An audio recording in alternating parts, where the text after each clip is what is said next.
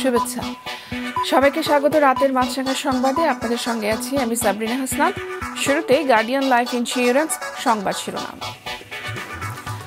রাজস্ব কর্মকর্তা মতিউর রহমান তার প্রথম স্ত্রী এবং ছেলের দেশ ত্যাগে নিষেধাজ্ঞা দিয়েছে আদালত। দুদকের আবেদনে আজ এই আদেশ দিয়েছে আদালত। যদিও এরই মধ্যে মতিউরের দেশ ছাড়ার খবর এসেছে কিছু গণমাধ্যমে। এদিকে আজ দুদকে হাজির হননি সাবেক আইজিপি বেনজিরের স্ত্রী ও দুই মেয়ে। তাদের বিরুদ্ধে আইন অনুযায়ী ব্যবস্থা নেবে দুদক। বিজ্ঞান প্রযুক্তিকে অগ্রাধিকার দিয়ে শিক্ষা ব্যবস্থাকে বহুমাত্রিক করেছে সরকার, বলেছেন প্রধানমন্ত্রী। সকালে ওসমানী স্মৃতি মিলনায়তনে প্রধানমন্ত্রীর শিক্ষা সহায়তা ট্রাস্টের উপবৃত্তি এবং টিউশন ফি বিতরণ অনুষ্ঠানে তিনি কথা বলেন। নেতিবাচক সমালোচনাকে ভয় না করে শিক্ষার্থীদের সামনে এগিয়ে যাওয়ার আহ্বান জানান তিনি। এবং ঈদের পর বেড়েছে সব ধরনের সবজির দাম। ৩০০ টাকা ছাড়িয়েছে কাঁচা মরিচের দাম। ১৫০ ছুঁয়েছে শসা, গাজর আর টমেটোর দাম। ৭০ টাকা কেজির পেঁয়াজ পৌঁছেছে ৯০ টাকায়। দাম বৃদ্ধির জন্য ঘাটতি এবং বৈরী আবহাওয়াকে দায়ী করছেন বিক্রেতারা। তবে এজন্য তদারকির অভাবকেই দুষছেন ক্রেতারা। দর্শক শুনছিলেন শিরোনাম, এবারে বিস্তারিত। জাতীয় রাজস্ব বোর্ডের সদস্য মোহাম্মদ মতিউর রহমান, তার স্ত্রী লায়লা কানিজ এবং ছেলে আহমদ তৌফিকুর রহমানের বিদেশ যাত্রায় নিষেধাজ্ঞা দিয়েছেন আদালত। এদিকে সাবেক পুলিশ প্রধান বেনজির আহমেদের পর তার স্ত্রী সন্তানরাও আসেননি দুর্নীতি দমন কমিশনের তলবে হাজিরা দিতে। আরো জানাচ্ছেন হাসনাইন তানভীর। ছেলের ছাগল কাণ্ডের পর জাতীয় রাজস্ব বোর্ড সদস্য মতিউর রহমান ও তার পরিবারের সদস্যদের নামে থাকা বিপুল পরিমাণ সম্পদের তথ্য বেরিয়ে আসতে শুরু করে। তার দুই স্ত্রী, সন্তান, শাশুড়ি, ভাই বোন সহ নিকট আত্মীয়দের নামে দেশের বিভিন্ন জেলায় জমি, ফ্ল্যাট, পিকনিক স্পট, শিল্প প্রতিষ্ঠান, রিসোর্ট সহ নানা সম্পদের খবর পাওয়া যায়। পুঁজিবাজারেও মতিউরের বিশাল অঙ্কের বিনিয়োগ ও তার মেয়ের বিদেশে আলিশান বাড়ি, দামি গাড়ি, বিলাসবহুল জীবনযাপনের খবর গণমাধ্যমে প্রকাশ পায়। এ অবস্থায় মতিউর ও তার স্ত্রী লায়লা কানিজ ও ছেলে আহমেদ তৌফিকুর রহমানের বিদেশ যাত্রায় নিষেধাজ্ঞা দিয়েছেন আদালত। দুদকের আবেদনে ঢাকা মহানগরের জ্যেষ্ঠ বিশেষ জজ মোহাম্মদ আশামস জগলুল হোসেন আজ এই আদেশ দেন। তাদের ৩ জনের বিরুদ্ধে বিদেশ গমনের নিষেধাজ্ঞা জারির জন্য একটি আবেদন করা হয়েছে টিম লিডার মোহাম্মদ আনোয়ার হোসেনের পক্ষে। সেটি আমরা বিজ্ঞ আদালতে উপস্থাপন করেছি এবং বিজ্ঞ আদালত শুনানি শেষে তাদের ৩ জনের বিরুদ্ধে বিদেশ গমনের নিষেধাজ্ঞা জারি করেছে। তবে মতিউরের দেশে অবস্থান সম্পর্কে এখন ধোঁয়াশা তৈরি হয়েছে। কয়েকটি গণমাধ্যমে খবর বেরিয়েছে এরই মধ্যে দেশ ছেড়েছেন মতিউর। তবে দুদক সচিব বলছেন মতিউরের বিরুদ্ধে অনুসন্ধান চলমান রয়েছে। ৩ সদস্য বিশিষ্ট টিম গঠন করা হয়েছে। সেই টিমের কার্যক্রম ইতিমধ্যে শুরু হয়েছে। আমাদের আইন রয়েছে, সেগুলোর আলোকেই আইনি প্রক্রিয়া কার্যক্রম চলছে এবং এই আইনি প্রক্রিয়ার মধ্যে অন্যান্য সকল ক্ষেত্রে যেভাবে কার্যক্রম চলে এক্ষেত্রেও তার ব্যত্যয় বা ব্যতিক্রম হবে না। এদিকে আত্মপক্ষ সমর্থনে বেনজিরের মতোই দুদকে আসেননি তার স্ত্রী জিশান মির্জা ও 2 সন্তান। আইনজীবীর মাধ্যমে তারা দুদকে গত বৃহস্পতিবার চিঠি পাঠিয়েছেন। আমাদের অনুসন্ধানকারী টিম এই আবেদনের বিষয় কিংবা আমাদের দুর্নীতি দমন কমিশন আইন 2004 ও দুর্নীতি দমন কমিশন বিধিমালা 2007 অনুযায়ী তারা প্রয়োজনীয় কার্যক্রম গ্রহণ করছেন এবং নির্ধারিত সময়ের মধ্যে আশা করছি তারা তাদের প্রতিবেদন দাখিল করতে পারবেন। দুদক সচিব জানান, চিঠিতে বেনজির ও তার পরিবারের সদস্যরা তাদের সম্পদের মালিকানার বিষয়ে তাদের অবস্থান ব্যাখ্যা করার চেষ্টা করেছেন। চিঠিটি দুদক পরীক্ষা নিরীক্ষা করছে। হাসনাইন তানভীর, মাছরাঙা সংবাদ, ঢাকা। দেশে দুর্নীতির মহোৎসব চলছে এমন মন্তব্য করে তা বন্ধে দুর্নীতি বিরোধী বিশেষ কমিশন বা ট্রাইব্যুনাল গঠনের দাবি উঠেছে জাতীয় সংসদে। আজ বাজেট অধিবেশনের আলোচনায় যোগ দিয়ে এমন দাবি তুলে ধরেন বরিশাল 2 আসনের সংসদ সদস্য এবং বাংলাদেশ ওয়ার্কার্স পার্টির সভাপতি রাশেদ খান মেনন। অভিযোগ করেন ব্যবসায়িক লুটেরা গোষ্ঠী এখন দেশের অর্থনীতি নিয়ন্ত্রণ করছেন। তাদের কারণে দেশে মূল্যস্ফীতি বা ডলার সংকট নিয়ন্ত্রণ করা যাচ্ছে না। অথচ প্রস্তাবিত বাজেটে অর্থমন্ত্রী তাদের বিরুদ্ধে কোনো ব্যবস্থা নেওয়ার কথা জানাননি। উল্টো কালো টাকা সাদা করার সুযোগ দিয়ে অনৈতিকতা উৎসাহিত করা হয়েছে। তাই বাজেট থেকে এমন প্রস্তাব প্রত্যাহার করতেও অর্থমন্ত্রীর প্রতি আহ্বান জানানো হয় এই সময়। আমি কেবল বলবো, দুর্নীতির এই মহোৎসব বন্ধ করতে এখনই বিশেষ কমিশন গঠন করে দুর্নীতিবাজদের বিরুদ্ধে বিচার করা হোক, তাদের অর্থ সম্পদ বাজেয়াপ্ত করা হোক এবং কঠিনতম শাস্তি দেওয়া হোক। ওই লুটে টাকাকে সাদা করতে অর্ধেক কর দিয়ে, সদুপায়ে অর্জিত অর্থের চেয়ে অর্ধেক কর দিয়ে সাদা করার প্রস্তাব করা হয়, সেটা সততার জন্য তিরস্কার এবং অসততার জন্য পুরস্কারে সামিল হয়ে দাঁড়ায়। পরিবর্তনশীল বিশ্বের সাথে তাল মিলিয়ে শিক্ষার্থীদের শিক্ষা বান্ধব করার জন্যই নতুন শিক্ষা পদ্ধতি নেওয়া হয়েছে। এক্ষেত্রে কোনো নেতিবাচক সমালোচনাকে ভয় না করে সামনে এগিয়ে যেতে শিক্ষার্থীদের আহ্বান জানিয়েছেন প্রধানমন্ত্রী শেখ হাসিনা। শিক্ষার বিভিন্ন স্তরে সৃজনশীলতা এবং অনন্য মেধার স্বাক্ষর রাখার জন্য মেধাবী শিক্ষার্থীদের জন্য অর্থ সহায়তা এবং স্বীকৃতি তুলে দিতেই শিক্ষা মন্ত্রণালয় আয়োজন করেছিল এই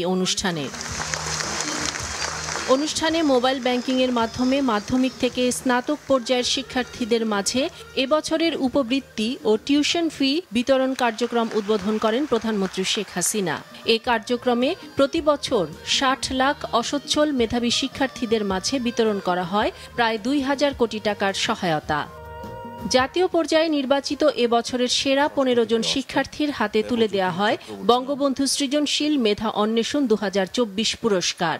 বঙ্গবন্ধু শেখ মুজিব স্কলার অ্যাওয়ার্ড 2023 পান 21 জন মেধাবী শিক্ষার্থী। পদকপ্রাপ্ত শিক্ষার্থীরা জানান, এই স্বীকৃতি এবং শিক্ষা সহায়তা ভবিষ্যতে এগিয়ে যেতে এবং দেশের কাজে ভূমিকা রাখতে অনুপ্রেরণা যোগাবে। আপনার শিক্ষা সহায়তা জাদুর পরশে আমার মতো লাখো মালিহা আজ স্কুল, কলেজ, মাদ্রাসায় পড়ে উচ্চ শিক্ষার স্বপ্ন দেখছে। আপনি আমাদেরকে আরো দূরে যাওয়ার অনুপ্রেরণা দিতে তুলে দিয়েছেন স্বীকৃতি সনদ। কথা দিচ্ছি, এ সম্মানের উপযুক্ত প্রতিদান দেবার সর্বোচ্চ চেষ্টা করব। আমাদের তরুণ প্রজন্মের পক্ষ থেকে এই বলে প্রতিজ্ঞাবদ্ধ হলাম যে আমরা নিজেদের বাঙালি জাতির পিতার সার্থক সন্তান হিসেবে গড়ে তুলব। ভবিষ্যতের জন্য মেধাবীদের প্রস্তুত করাই সরকারের লক্ষ্য উল্লেখ করেন প্রধানমন্ত্রী। আমাদের ছেলে মেয়েদের মাঝে যে মেধা রয়েছে, এতক্ষণ যাদের বক্তব্য শুনলাম, আমি সত্যি মুগ্ধ হয়ে গেছি। এই বাংলাদেশ নিয়ে আর দুশ্চিন্তার আমার কিছু নেই, কারণ এখন আমাদের এই ছোট্ট সোনামণিরাই নিয়ে যাবে এই বাংলাদেশকে স্মার্ট বাংলাদেশ গড়ে ভবিষ্যতে পরিচালনাও তারা করবে।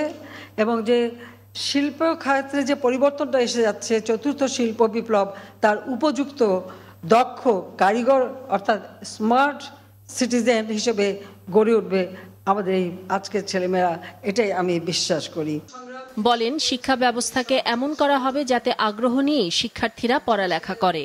এমনভাবে শিক্ষার ব্যবস্থাটা করা যে আগ্রহ নিয়েই ছেলেমেয়েরা পড়বে, পরপর করতে হবে না বা ধরে পিটাতেও হবে না, নিজেরাই পড়বে, নিজেদের মধ্যেই সেই আকাঙ্ক্ষাটা থাকবে। আমরা সেই সিস্টেমটাই তৈরি করতে চাই। জানি অনেক সময় একটা পরিবর্তন আসলে অনেকেই নানা ধরনের কথা বলে, কেউ একটু সমালোচনা করলেই অমনি সেটার জন্য ভীত হয়ে যেতে হবে, আমি এটা বিশ্বাস করি না।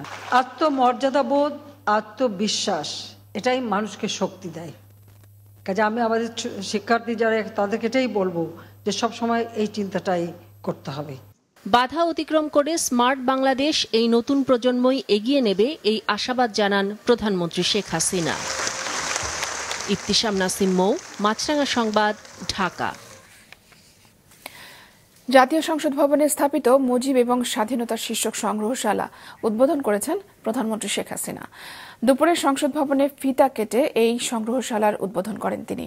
সে সময় তার সাথে ছিলেন speaker doctor Shirin Sharmin Chowdhury, chief whip সহ সংসদ সচিবালয়ের কর্মকর্তারা। পরে প্রধানমন্ত্রী মুজিব এবং স্বাধীনতা শীর্ষক সংগ্রহশালার বিভিন্ন কক্ষ ঘুরে দেখেন। প্রায় ঘণ্টাখানেক সময় কাটান তিনি। বিভিন্ন কক্ষে বঙ্গবন্ধু শেখ মুজিবুর রহমানের জীবন, কর্মসহ আন্দোলন সংগ্রামের নানা দিক তুলে ধরা হয়েছে।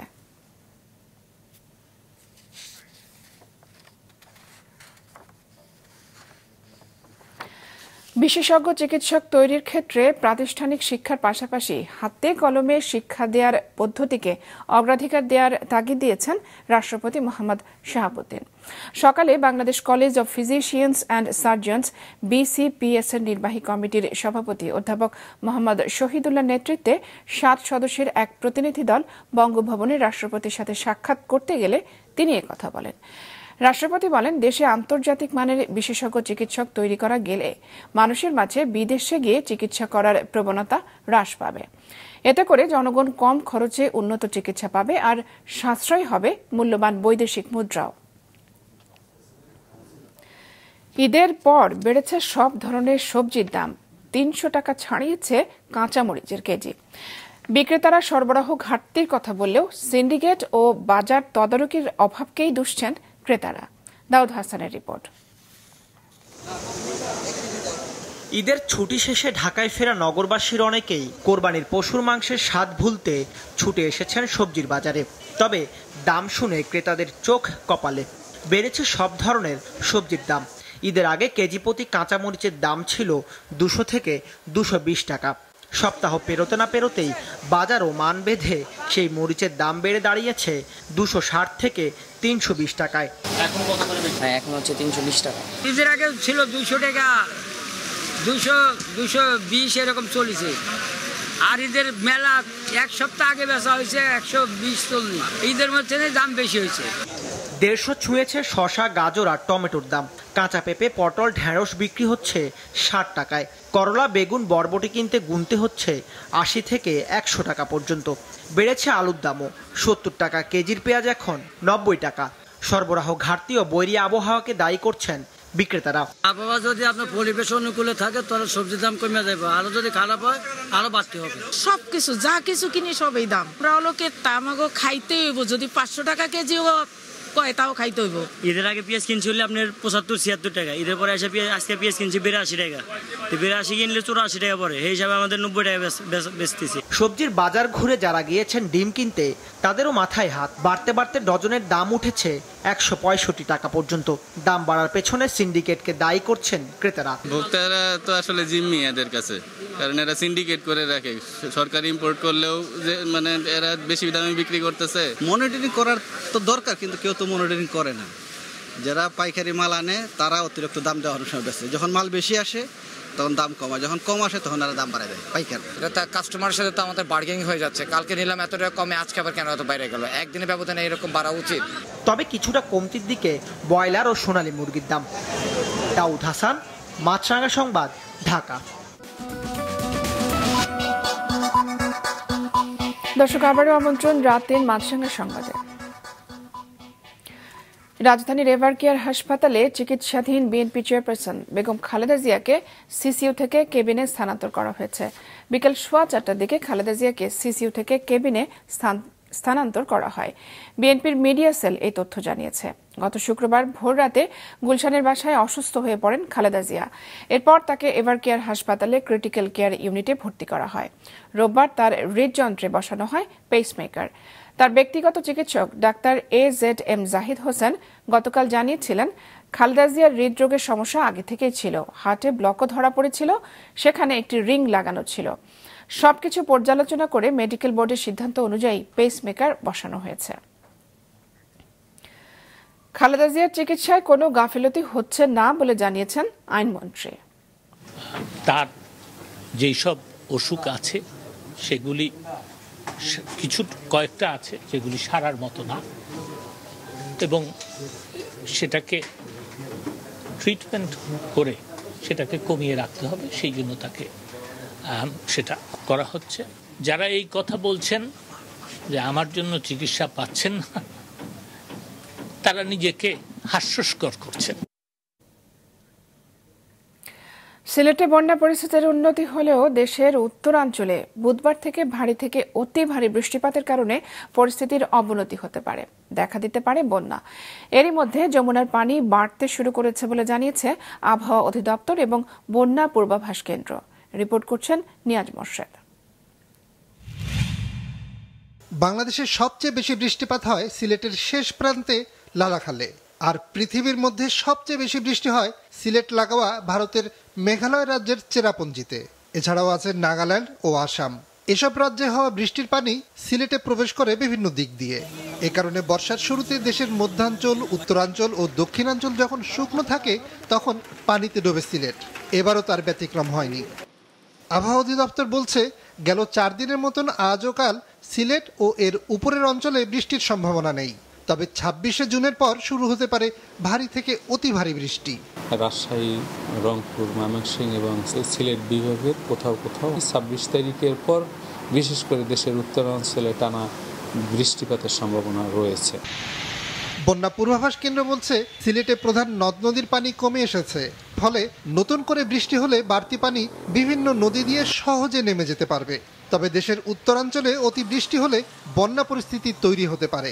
সাময়িক কিছু ভারী বর্ষণের প্রভাবে দেশের উত্তরাঞ্চলে তিস্তা নদীর পানি সমতল সময় বিশেষে বৃদ্ধি পেতে পারে। দেশের মধ্যাঞ্চলে গঙ্গা পদ্মা নদীর পানি বৃদ্ধি পাচ্ছে, যেটি মোটামুটি আগামী 3 দিন পর্যন্ত অব্যাহত থাকতে পারে এবং এর ফলে যেহেতু এখন আমাদের নদী বিপদসীমার কাছাকাছি আছে, আমাদেরকে পরিস্থিতি পর্যবেক্ষণ করে যেতে হবে।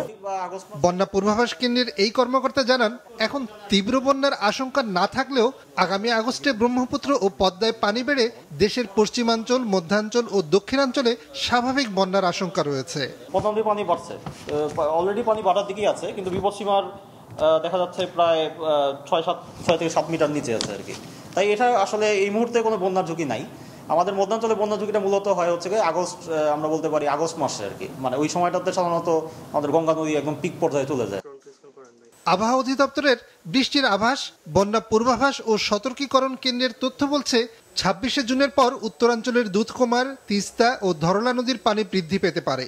এতে কুড়িগ্রাম, লালমনিরহাট ও নীলফামারী জেলার নিম্নাঞ্চলগুলোয় বন্যার আশঙ্কা রয়েছে। নিয়াজ মোর্শেদ, মাছরাঙা সংবাদ, ঢাকা।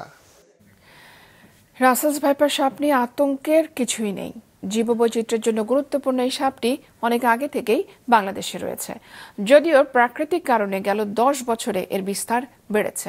এই সাপের কামড়ে আক্রান্তের বেশিরভাগই যথাযথ চিকিৎসায় সুস্থ হয়ে যান, জানিয়েছেন বিশেষজ্ঞরা। মাসিক রাহাতের রিপোর্ট। রাসেলস ভাইপার সাপ নিয়ে দেশে সম্প্রতি বেশ আতঙ্ক ছড়িয়েছে। ফেসবুকে কেউ কেউ সাপটি মানুষ দেখলেই কামড়ায়, এতে দ্রুতই মৃত্যু হয় এমন তথ্যের পাশাপাশি সাপটি মেরে ফেলতেও প্ররোচনা দিয়েছেন। প্রাণীবিদরা বলছেন দেশের চন্দ্রবোরা ও উলুবোরা নামে পরিচিত সাপটি বেশ পুরনো। এ নিয়ে সামাজিক মাধ্যমে ছড়ানো ভুল তথ্য ও কয়েকজনের মৃত্যু এই নিয়ে আতঙ্ক বাড়িয়েছে। আগে এটা ছিল এক জায়গার মধ্যে, সে চরের মধ্যে যে ঘাস এবং কচুরিপানার যে আধিক্য এখন বেড়েছে, তার মাধ্যমে তারা এক জায়গা থেকে কিন্তু আর এক ছোটো ছোটো আইল্যান্ডে বিভিন্ন জায়গায় তারা কিন্তু ছড়ায় পড়ছে। ওদের যে সকল আবাসস্থল, যে ঝোপঝাড়, সেসব জায়গায় আমাদের না যাওয়াই ভালো। এই সাপ কিন্তু প্রথমে কিন্তু কামড় দেয় না, সে ভয় পেয়ে কিন্তু এরা কামড় দেয়। অর্থাৎ আমি তাকে কেন ভয় দেখাবো? জীববৈচিত্র্যের জন্য গুরুত্বপূর্ণ সাপটি মূলত ইঁদুর খেয়ে ফসলি জমিকে রক্ষা করে, ইঁদুরের উপদ্রব থেকে বাঁচায় মানুষকে। আবার কখনো কখনো মানুষও সাপটির কামড়ে আক্রান্ত হয়ে বিপদে পড়ে। তাই এই নিয়ে সচেতনতা জরুরি বলছেন বিশেষজ্ঞরা। বাস্তুতন্ত্রের একটা অংশ, এদেরও কিন্তু খাদক আছে এবং এরাও প্রকৃতিতে আমাদের ইঁদুর এবং অন্যান্য অপকারী প্রাণীগুলোকে নিধন করেও কিন্তু তারা আমাদের উপকার করছে। অতএব অবশ্যই এরা বায়োডাইভার্সিটির একটা অবিচ্ছেদ্য অঙ্গ হিসেবে আমি মনে করি। চিকিৎসকরা বলছেন দ্রুত হাসপাতালে এসে যথাযথ চিকিৎসা নিলে সাপটির কামড়ে আক্রান্ত বেশিরভাগই সুস্থ হন। রাসেল ভাইপার নিয়ে বেশি আতঙ্কিত হওয়ার কিছু নেই। এখন সারা দেশেই উপজেলা লেভেল পর্যন্ত আমাদের রাসেল ভাইপারের অ্যান্টিভেনাম সেটা আমাদের স্বাস্থ্য মন্ত্রণালয় বা স্বাস্থ্য অধিদপ্তর কর্তৃক প্রেরণ করা হয়েছে। স্বাস্থ্য অধিদপ্তরের হিসেবে গেল বছর দেশে 4 লাখের মতো মানুষ বিভিন্ন সাপের কামড়ে আক্রান্ত হয়েছেন। এর মধ্যে অধিকাংশই চিকিৎসায় ভালো হয়েছেন, মারা গেছেন প্রায় 7,500 জন। মাশরেক রাহাত, মাছরাঙা সংবাদ, ঢাকা। প্রধান বিচারপতি ওবায়দুল হাসান বলেছেন, বিচার প্রার্থী ও অভিযুক্ত সকলেরই ন্যায় বিচারের পাশাপাশি নাগরিক সুবিধা পাবার অধিকার রয়েছে। দুপুরে সিরাজগঞ্জ জেলা জজ আদালতে নবনির্মিত আধুনিক সুবিধা সম্বলিত বিশ্রামাগার উদ্বোধন শেষে এসব কথা বলেন তিনি। এ সময় প্রধান বিচারপতি বলেন, দেশের সকল নাগরিকের অধিকার নিশ্চিত করতে কাজ করছে বিচার বিভাগ। মামলা জট কমাতে নেওয়া হচ্ছে নানা উদ্যোগ।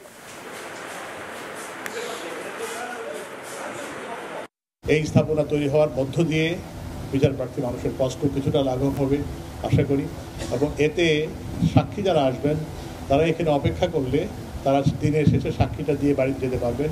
এতে আমার ধারণা যে বিচারের যে জটিলতা এই জট অনেকটা কমবে। আমাদের জজ সাহেবরা তাদের দিনের শেষে কাজগুলি ঠিকমতো করতে পারবেন এবং সাক্ষীদের সাক্ষ্য গ্রহণের মধ্য দিয়ে মামলা ত্বরান্বিত হবে, মামলার নিষ্পত্তি ত্বরান্বিত হবে এবং আশা করি মানুষ ন্যায় বিচার পাবে। সাভারে জাতীয় স্মৃতিসৌধে মুক্তিযুদ্ধের বীর শহীদদের প্রতি শ্রদ্ধা জানিয়েছেন নবনিযুক্ত সেনাপ্রধান জেনারেল ওয়াকারুজ্জামান।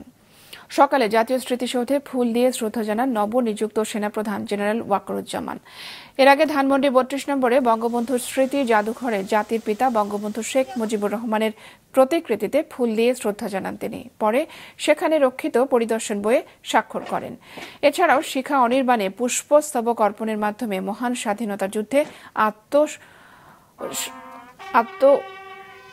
শহীদ সেনা সদস্যদের সম্মানে শ্রদ্ধা নিবেদন করেন নতুন সেনাপ্রধান।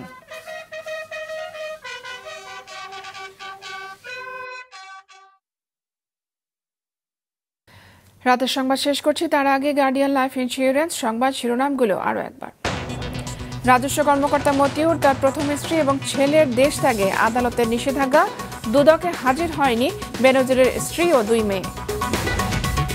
বিজ্ঞান প্রযুক্তিকে অগ্রাধিকার দিয়ে শিক্ষাকে করা হয়েছে বহুমাত্রিক, বলেছেন প্রধানমন্ত্রী। শিক্ষার্থীদের নেতিবাচক সমালোচনায় ভয় না পাওয়ার আহ্বান প্রধানমন্ত্রীর। এবং ঈদের পর বেড়েছে সব ধরনের সবজির দাম, 300 টাকা ছাড়িয়েছে কাঁচা মরিচের কেজি। তদারকির অভাবকে দুষছেন ক্রেতারা। এই ছিল এখনকার মতো। ফেসবুকে আপডেট পেতে ভিজিট করুন মাছরাঙা টেলিভিশনের পেজে। ইউটিউব চ্যানেলেও দেখতে পারেন আমাদের সংবাদ, প্রতিবেদন এবং অনুষ্ঠান। দর্শক, রাস্তার ধুলা এবং ধোঁয়া ফুসফুসের ক্ষতির কারণ হতে পারে, তাই জীবাণু এবং ফুসফুসের সংক্রমণ থেকে সুরক্ষিত থাকতে ব্যবহার করুন ফেস মাস্ক। এতক্ষণ সঙ্গে থাকার জন্য ধন্যবাদ।